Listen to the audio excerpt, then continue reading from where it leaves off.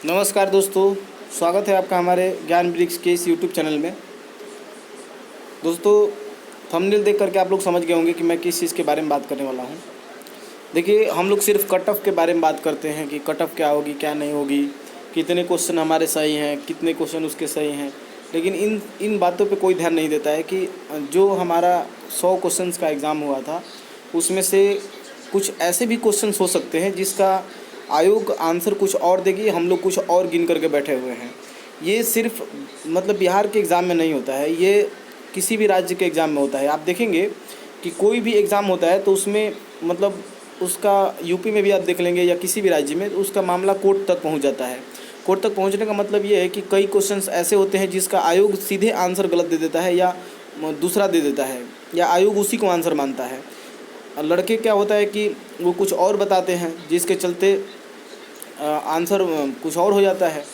तो ऐसे यहाँ भी हो सकता है। बीपीएससी आयोग जो है, इसीलिए अपना देखेंगे कि पेपर भी नहीं देती है घर ले जाने के लिए, कि आप विवाद नहीं करेंगे बाद में, उसी का आंसर सर्वमान्य होगा।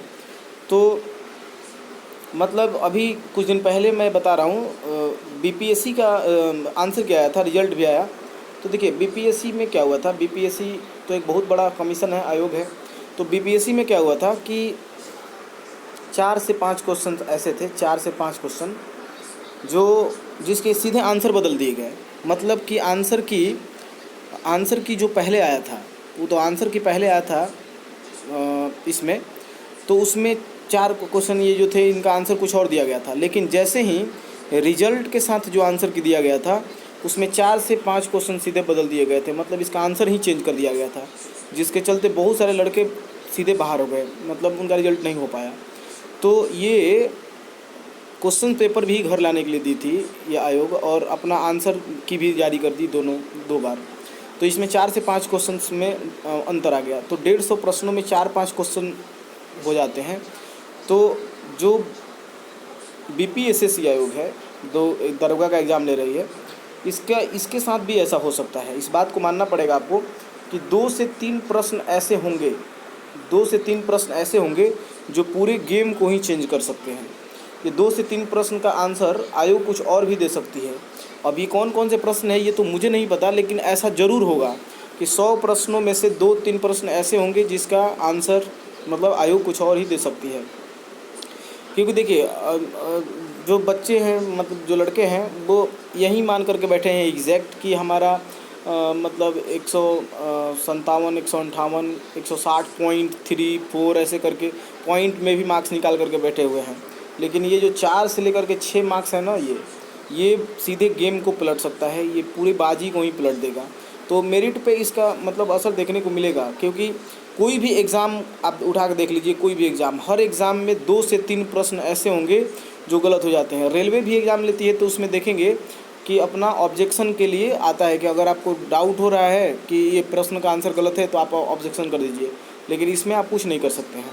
तो वही है कि 2 से 3 प्रश्न ऐसे हो सकते हैं 100 क्वेश्चन में, जो मतलब आगे के लिए दिक्कत कर सकते हैं बच्चों को। या हो सकता है कि जिन्होंने आंसर वैसा किया हो और वही आंसर आयोग भी दे दिया हो, तो उनके लिए प्लस पॉइंट हो सकता है। और जो आंसर कुछ और किए हों, आयोग ने आंसर कुछ और दे दिया, तो ये उनके लिए थोड़ा सा दिक्कत हो सकता है। तो इन सब चीज़ों पे भी हम लोग को सोचना चाहिए, मतलब ध्यान देना चाहिए कि 2-3 क्वेश्चंस को मतलब ना लेके चले। जिस पे डाउट है उसको मतलब छोड़ भी सकते हैं, काउंट भी कर सकते हैं, कोई दिक्कत नहीं। लेकिन 2-3 प्रश्न जो होंगे वो हमें मतलब डाउट में ही रखना पड़ेगा, क्योंकि ये 4 से 6 नंबर का फासला हो जाएगा। तो ये इसीलिए ये मैं बता रहा हूँ, क्योंकि ये गेम चेंजर साबित हो सकते हैं। क्योंकि ऐसा बीपीएससी में देखने को मिला है। तो बीपीएससी में जब हो सकता है, बीपीएससी में जब 4 से 5 प्रश्न हो सकते हैं, तो दरोगा के एग्ज़ाम में 2 से 3 प्रश्न ज़रूर हो सकते हैं। और यही हुआ भी होगा, हो सकता है, क्योंकि बहुत सारे लड़कों का जो मेंस नहीं आया था उसमें 1-2 प्रश्न इधर उधर हो सकते हैं, क्योंकि उन्होंने एकदम एक्यूरेट काउंट किया था कि यहाँ मेरा रिजल्ट आना चाहिए था। लेकिन हो सकता है कि आयोग ने उसका आंसर कुछ और दे दिया हो, जिसके चलते फिसल गए वहाँ से।